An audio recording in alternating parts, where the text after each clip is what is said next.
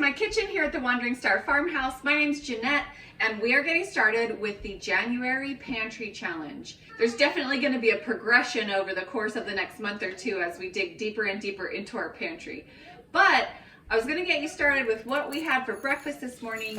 We spent the evening celebrating New Year's Eve, so Jeremy made a batch of cinnamon rolls, and we enjoyed cinnamon rolls again for breakfast this morning, along with some grapefruit and a fried egg from our chickens. For lunch, we've got all the kids home this week, so we just did some PB&Js, carrot sticks, and one of our neighbors brought over some Christmas cookies, so we enjoyed those as well. Tonight for dinner, I came out to get things started and saw that Jeremy was already boiling rice.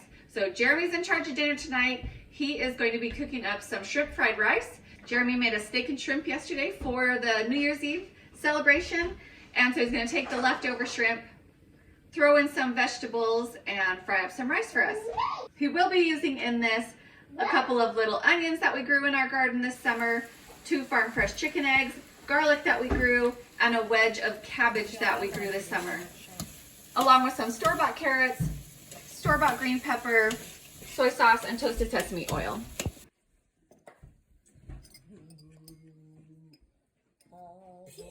Good morning, it is January 2nd, and this morning I'm gonna make Able Skeevers for my family.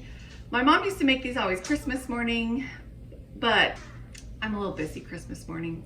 So I have been making these on New Year's morning for my kids, but Jeremy had already made those cinnamon rolls yesterday, so we decided to just have those for breakfast. So today I'm making Able Skeever, and basically it's the same ingredients as buttermilk pancakes or something, just the method's a little bit different, including using this cast iron Able Skeever pan. You make these little puffy round pancakes instead of flat ones.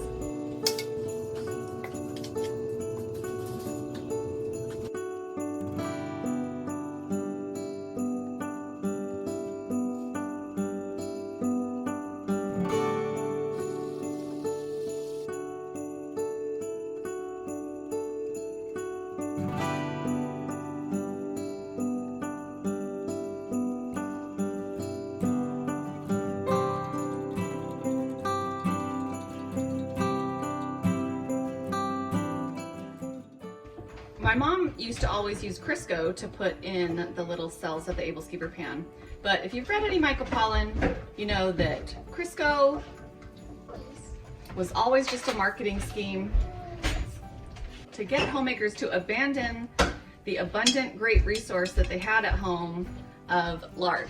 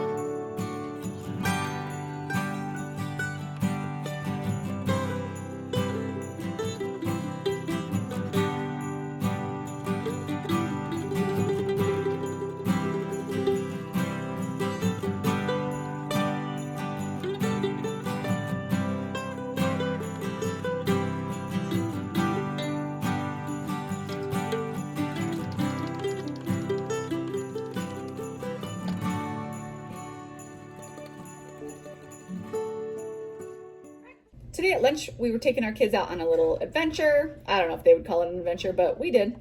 So we needed a packed lunch to take with us. So it was just PB&Js again, fruit leathers that I canned in the fall, and also some pickles, which went over way better than I thought they might.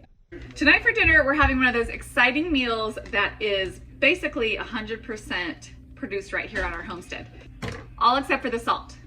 And that, of course, is why nations fought over the salt trade. So what we have is we are going to make zuppa toscana, and we're starting with some Italian sausage from our pig that we processed this fall. And we're just newbies at this. We don't really know what we're doing, and so my sausage is very fatty. The pigs were very fatty. So I'm gonna go ahead and just get this sausage going in here, and I'm not gonna add any extra oil or anything to the pan because there's gonna be plenty of oil to then saute my onions and garlic in here with it. A lot of the recipes call for Italian sausage and bacon. We don't tend to put bacon in ours just because I kind of think it's a waste of perfectly good bacon to throw it back in and make it soggy. So I like really crispy bacon. So we just use Italian sausage and then onions, garlic, potatoes. Typically kale is used in this soup, but I don't have any kale growing in my greenhouse right now. I have spinach and Swiss chard growing in my greenhouse right now, so that's what we're gonna be using tonight instead. And then we are using turkey broth that Jeremy made from our Christmas turkey that we ate. Still expensive. Okay, like I already mentioned, the soup is gonna be fatty enough just from that ground sausage. So this turkey broth does have a layer of turkey schmaltz or turkey fat on the top. So I'm gonna go ahead and just skim this off and put it in this jar with other unnamed animal fat that is living in the fridge right now that I take out and use for whatever. Great turkey broth, Jeremy. Check out this broth. It wobbles. That is from collagen and gelatin, which is very good because it's good for your joints. Ah, potatoes everywhere. I'm gonna boil these potatoes until they are soft and then chop up and add that spinach at the very end. But I forgot, the one other thing that this calls for is cream, and it's not homegrown this year. So I mentioned in my previous video that we got rid of our dairy cow recently to make time for other projects this year. And so we are back to store-bought dairy.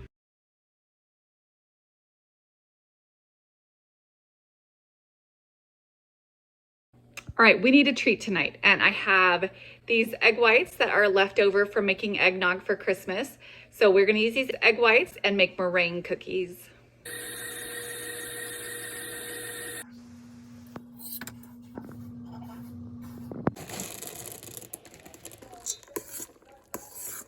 The meringues turned out kind of flat. I don't know why.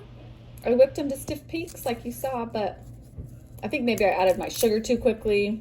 Or maybe I added too much peppermint extract, or who knows, it's baking. For breakfast, we had oatmeal, and sometimes I like to call it loaded oatmeal. I enjoy mine with peanut butter and bananas and walnuts or pecans. For lunch, we have some homemade bratwurst, and they shrunk quite a bit. They're really short bratwurst, but that's okay because the hot dog buns I had left over in the pantry got squished, so they're short too. So we'll have that. And I don't even bother with the bun because that's not how the Germans eat bratwurst. And then we've got some sweet potato fries from the sweet potatoes we grew, heating up in the oven. I'm gonna get our homemade sauerkraut out of the refrigerator.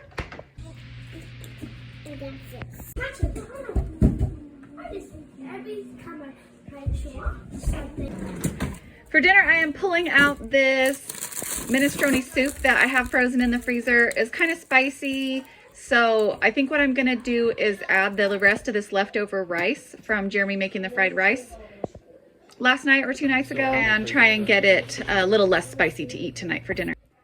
We had some brown bananas in the fridge, so for breakfast Jeremy made some banana and peanut butter muffins. We tried out this tip from Jessica of Three Rivers Homestead, who hosts the Pantry Challenge. She will make muffins in pie plates instead of in muffin tins. Okay, what we have going on here is mashed potatoes from they're left over from our day after Christmas dinner that we did. And Jeremy has added cheese, and now he is turning them into potato quesadillas. Apparently it's a thing. One of my teenagers said this seemed like Irish peasant food, but everyone ate them. Today is January 4th, and I am preparing dinner. Today we are going to be making butternut squash soup. This is a pretty simple, straightforward recipe that my family likes pretty well. My mom and my sisters and I have been making it for like years. So it is going to use some more of that homemade turkey broth from our Christmas turkey that we raised, some home canned applesauce, a butternut squash that we grew, and then ground ginger, salt, honey, and cream.